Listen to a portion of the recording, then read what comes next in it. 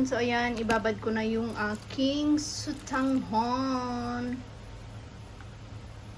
Magluluto ako ng sutanghon gisado.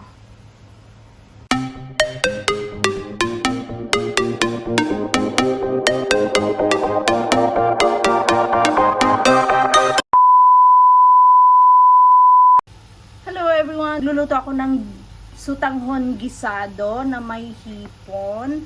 Yung hipon, nasaute ko na siya. So, ayan na siya. And then, sinet aside ko siya muna kasi igigisa ko yung gulay. So, ayan na siya. Nagisa na ako ng sibuyas and garlic. And then, ilagay ko na yung broccoli. May tawag nito, mushroom, tapos may cauliflower. So, ayan, ginisa ko lang siya.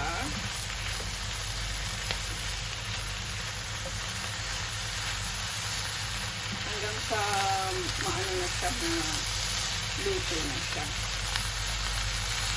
So, tatakpan ko muna siya para mas maano yung gulay. Yung cauliflower kasi medyo matagal siya na maluto. So, ayan. So, ayan, ilalagay ko na lang tong binabat ko na sutanghon. Kasi supposed to be, hindi ko siya lagyan ng sutanghon. Ano lang siya, yung hipon lang at saka late ko na napagdesisyonan, o diba? Nalagyan ng sutanghon. Kaya yung sutanghon ko medyo pa siya, hindi pa okay. Pero okay lang. And then, isasabay ko na siya, tapos lalagyan ko na lang siya ng tubig. O, diba? Instead, sana na mamaya ko pa, kasi naalala ko, meron pala akong sutanghon. O, diba? Ang galing ko. Late ko na napagdesisyonan na lagyan ng sutanghon. So, ayan, lalagyan ko na lang ng tubig para maluto yung sutanghon. I-absorb niya yan, konti lang. And then, pakuluan ko. Ito trip ko ngayon.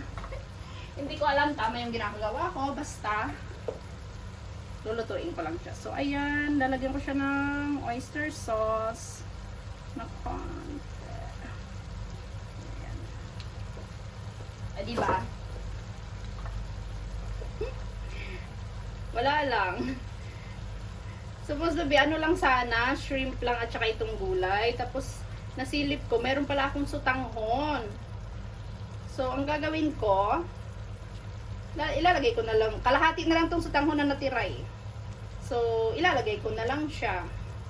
O, diba? So, ilagay ko na rin to. And then, ilagay ko na rin yung aking saute na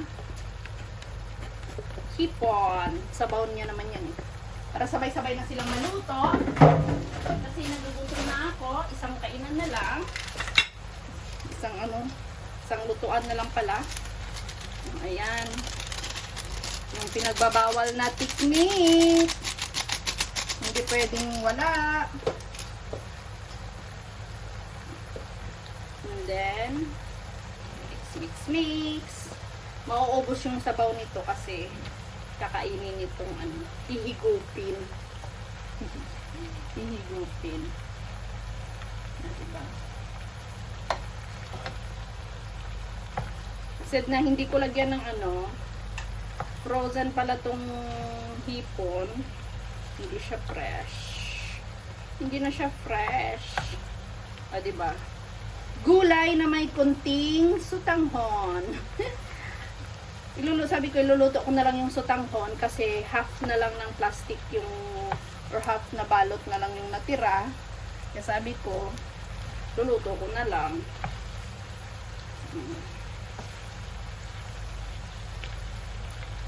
Konti na lang, o diba? So, ayan, antayin ko na lang maluto. At ready to eat na.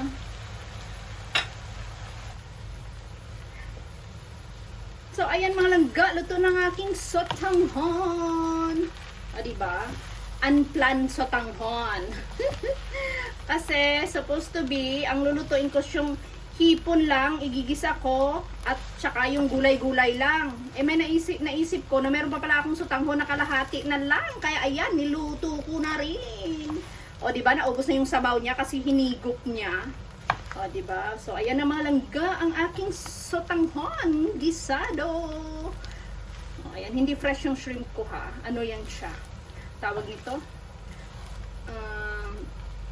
Frozen.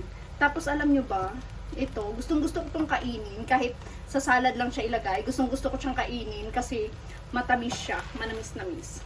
So, ayan, ready na ang aking sotanghon gisado. Pwede na siyang hindi with no rice ka na nito, pwede na, or either iulam mo rin.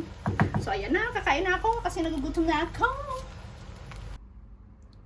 Hello mga langga, so ayan, ready na ang aking lunch with matching orange juice. So, ayan, ready na siya, ang aking sotanghon gisado at may konting rice ako. So, ayan. So, ayan mga langga, thank you so much for watching. At sa hindi pa naka-like, please follow, subscribe, and bell all na rin para ma-notify kayo sa mga bago kong upload videos. Thank you so much. I love you guys. Baboos. Let's eat. Thank you Lord for this food. So, ayan, kain tayo. Bismillah.